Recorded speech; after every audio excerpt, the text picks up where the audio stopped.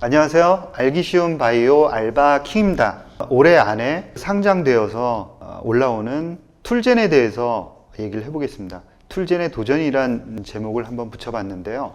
툴젠은 몇 번째 이제 상장을 하지 못하고 계속 이제 상장이 미뤄졌었는데 이번에는 모든 것들이 잘 되어가고 있는 것 같습니다. 따라서 툴젠이 크리스퍼 카스9을 다루는 한국의 기업 중에서 첫 번째로 올라오지 않을까 이런 생각을 가지면서 툴젠에 대해서 오늘은 자세하게 얘기를 나눠보도록 하겠습니다. 툴젠은 여러분들 잘 아시는 것처럼 김진수 교수를 빼놓고는 얘기를 할 수 없을 것 같습니다. 99년부터 이제 툴젠을 설립해서 크리스퍼 카스9 뿐만이 아니라 징크핑거, 그 다음에 탈렌, 이 모든 세 가지 유전자 가위를 전부 이제 만드신 분이고요. 지금은 제넥신의 이제 지분을 팔고 이제 주요 주주로서만 이제 남아 계신 그런 상황이고요. 최근에 그 재판이 이제 이제 1심이 결론이 났죠. 그래서 무죄로 이제 판정을 받으시고 그랬습니다. 조금 한 2년 정도 내용을 겪으면서 툴젠이 임상 진입하는 게 이제 다소 늦어져서 그런 점이 이제 전 세계 글로벌리 볼 때 크리스퍼 카스9 회사로서는 좀 안타깝지 않나 이런 생각을 해보면서 지금부터도 찬스는 굉장히 많을 수 있다라는 생각을 갖고 있습니다. 지금 대표이사는 서울대 동물학 학사, 그 다음에 서울대학교에서 분자생물학 박사를 받으신 김영호 대표이사가 맡고 계시고요. 미국 국립보건원 연구원을 거치셨고 그 다음에 툴젠의 책임 연구원으로 잠깐 계셨었습니다. 그리고 나서는 디프론 DBT에서 연구소장 그리고 대표이사를 거치시고 다시 툴젠으로 이제 컴백하신 그런 케이스입니다. 그리고 김석중 지금 연구개발을 총괄하고 계시는 상무께서는 그 2007년부터 서울대 화학부에서 김진수 교수님하고 같은 연구실에서 박사후 연구원으로 재직을 하셨습니다. 그래서 크리스퍼 카스9과 관련한 모든 핵심적인 기술을 이분이 이제 담당하고 계시지 않나 이런 생각을 하고 있고요. 앞으로도 유전자 가위 관련한 대량 생산이라든가 사업화와 관련해서는 주도적으로 일을 하실 거라 이렇게 생각을 하고 있습니다. 먼저 재무 현황을 봐야겠죠. 여러분들께도 항상 이제 말씀을 드리지만 재무 현황 파악하는 것은 이제 기본입니다. 그리고 그렇게 어려운 일이 아니라는 걸 여러분들께 미리 말씀을 드렸죠. 간략하면서 파워풀한 게 바로 이제 간략한 그 대차대조표를 보시고요. 그 다음에 매출액하고 영업이익이 나와 있는 피해를 보시면은 분석을 할 수 있습니다. 먼저 유동자산을 보시면은 200억을 가지고 있죠. 맨 왼쪽에 맨 위 칸에 보면 200억 이렇게 되어 있습니다. 그래서 계략적으로 200억을 가지고 있구나 라는 거를 알 수 있고요. 항상 여기서 뭐를 빼야 된다라고 말씀을 드리냐면 1년 동안 갚아야 되는 돈인 유동부채를 빼라고 말씀하셨습니다. 그래서 18억 정도 들고 있기 때문에 거의 한 180억 정도는 다른 돈을 쓰더라도 한 150억 이상은 가용현금을 들고 있다라는 거고요. 그 밑에 보시면은 2020년 기준으로 보면 영업이익이 마이너스 난 게 1년에 한 150억 정도 사용을 했습니다. 밑에 보십니까? 매출액이 7억 정도 나왔고요. 영업이익이 마이너스 147억이 나왔습니다. 그래서 1년에 150억 이상은 사용을 하겠구나라는 거예요. 그래서 지금 가지고 있는 돈으로 1년 후면은 다 쓰겠구나라는 거고요. 이 회사는 부채가 없기 때문에 크리스퍼 카스9이라는 중요한 자산을 가지고 있기 때문에 자금을 빌리는 거는 그렇게 어렵지 않겠다 이런 생각이 들어요. 그래서 1년 동안 쓸 돈이 있고 그 다음에 1년이기 때문에 올해 아니겠죠. 그리고 나서 또 내년까지는 부채를 일으켜서 버틸 수 있다라는 게 개인적인 생각이고 지금 코넥스에서 코스닥으로 이전 상장을 하기 때문에 자금 유입이 될 거라 이렇게 생각을 합니다. 그러면은 충분히 이제 그 자금을 갖고 향후에 사업을 할 수 있지 않을까 이런 생각을 하고 있고요.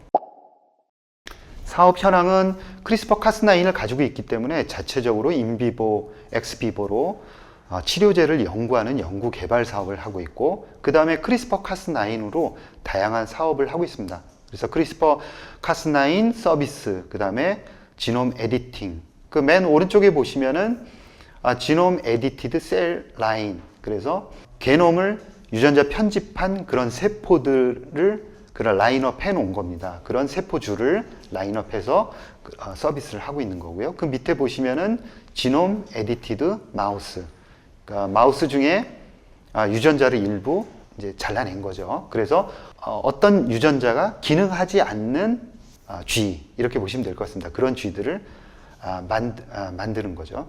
이런 다양한 그런 서비스를 제공을 하고 있다라는 거고요. 향후에는 아무래도 주력이 되는 거는 연구 개발입니다. 그래서 크리스퍼 카스9으로 어떤 약을 만들어내느냐를 집중적으로 살펴볼 필요가 있겠다라는. 크리스퍼 카스9에 대해서는 몇 번 설명을 드렸는데 그래도 간략하게 설명을 드리겠습니다. 2015년 세계 경제 포럼에서 10대 미래 기술로 주목을 받은 기술이고요. 여러분들께 제가 말씀을 드리는, 저도 이제 그 바이오에 대해서 여러분들께 이렇게 알기 쉽게 설명을 드리고자 이제 결심을 하게 된 게 크리스퍼 카스9과 넥스트 제너레이션 시퀀싱이라는 이 두 개의 기술입니다. 그러니까 핵심적인 기술 중에 하나다라는 거예요. 그래서 크리스퍼 카스9이 있는 세상과 없는 세상은 전혀 다르다라는 거고요.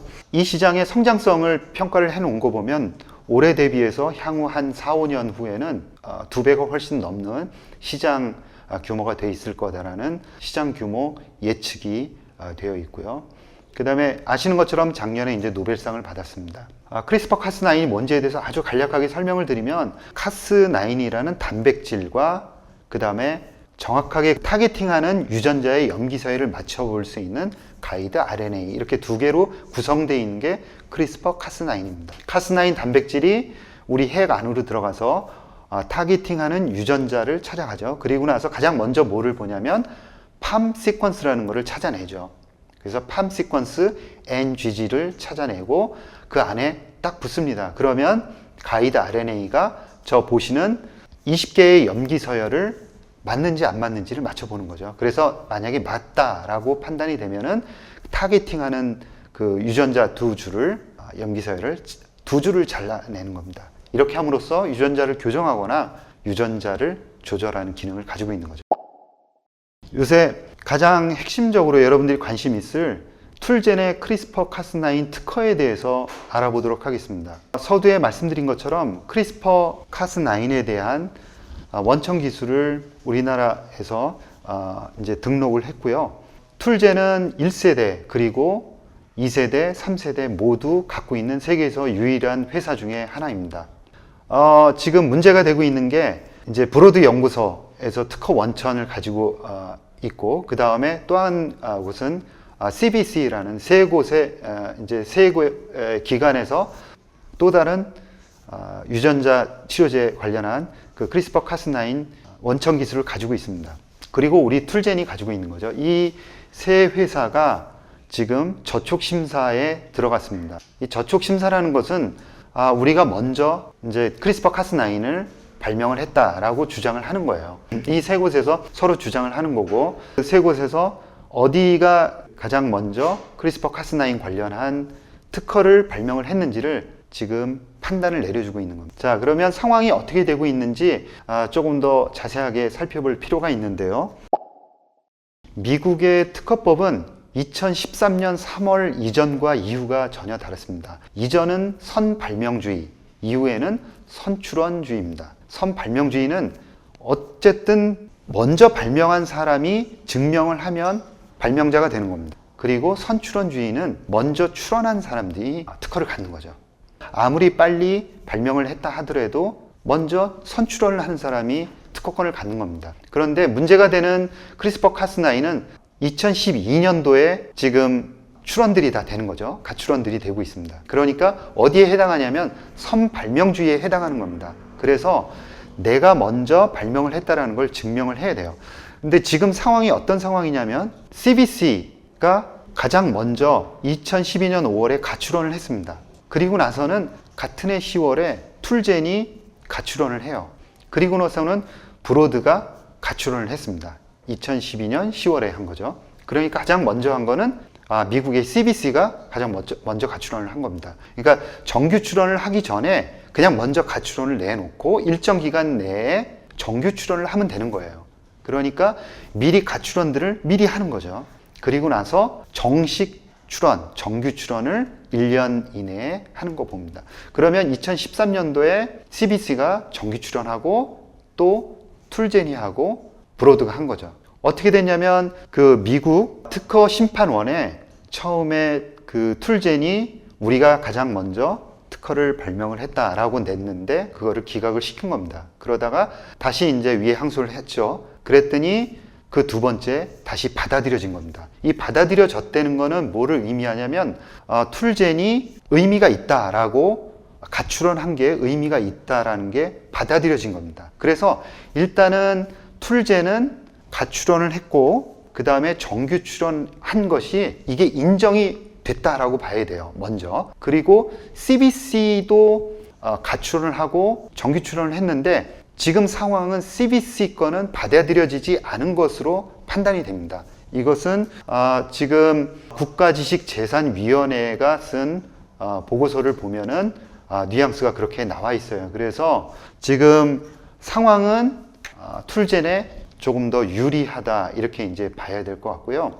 지금 건이 워낙 큽니다. 지금 그 크리스퍼 카스9의 이제 가치가 2028년으로 우리나라 그 기관에서 이제 예측을 해놓은 거 보면 7조에서 8조 정도의 가치를 가지고 있다고 해요. 그러니까 이게 어마어마한 싸움이 되고 지금 CBC께 받아들여지지 않고 있지만 CBC는 열심히 자기네가 우리가 먼저 발명을 했다라는 것을 다양하게 증명을 지금 하고 있고 앞으로도 이제 증명을 하겠죠. 그런데 아주 객관적인 자료로 증명을 해야 됩니다. 따라서 유리한 것은 툴젠이 유리할 수 있다라는 거예요. 그래서 툴젠이 시니어 파티라는, 그러니까 CBC가 정확하게 우리가 먼저 했다라는 객관적인 자료를 내지 않는다 그러면 이 상태로 툴젠이 이긴 것으로 끝날 가능성이 굉장히 높다라는 거고, 미국 특허청 통계를 보면 저촉 심사에서 시니어 파티를 선점한 발명자로 인정될 가능성이 대단히 높다라는 그런 통계가 있습니다. 따라서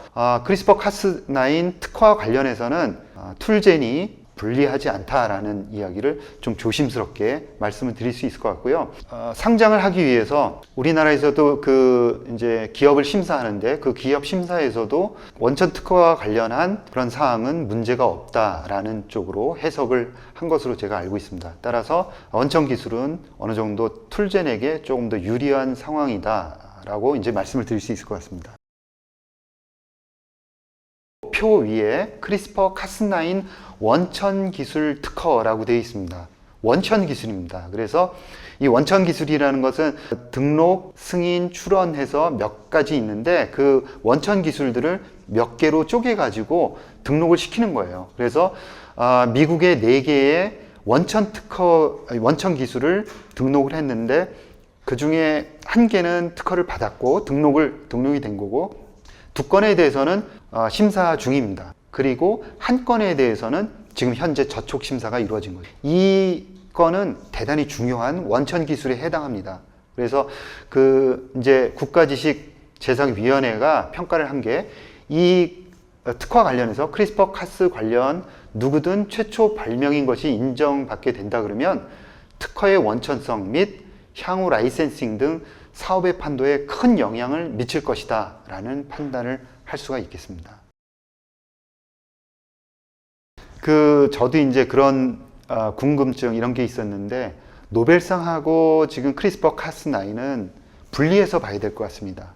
그러니까 저기 보시면은 그 선발명주의에 원핵세포 적용이라는 게 있습니다. 보시겠죠? 그 다음에 우리 툴젠은 인간세포에 적용을 한 겁니다. 그래서 이 크리스퍼 카스9과 관련한 거는 누가 인간세포에다가 적용을 빨리 했느냐와 관련된 거고요. 그래서 지금 그 크리스퍼 카스9 그 본래 원천 기술 그 자체에 대한 것과 이제 인간세포에 적용하는 것과 관련한 것, 이것은 이제 분리해서 봐야 될 것 같고요. 크리스퍼 카스9도 아주 종류가 굉장히 많다고 합니다. 서두에 말씀드린 것처럼 노벨상을 받았기 때문에 당연히 원천 기술은 가지고 있는 걸로 그냥 결정이 난 게 아니냐 이렇게 생각하실 수 있을 것 같습니다. 저도 이제 그렇게 생각을 했는데요. 그거는 전혀 들리지 않고 그 안과 지금 논란이 되고 있는 크리스퍼 카스9의 이 건은 전혀 별개의 건이다. 그리고 사안이 다른 건이다. 이렇게 생각하시면 될 것 같습니다.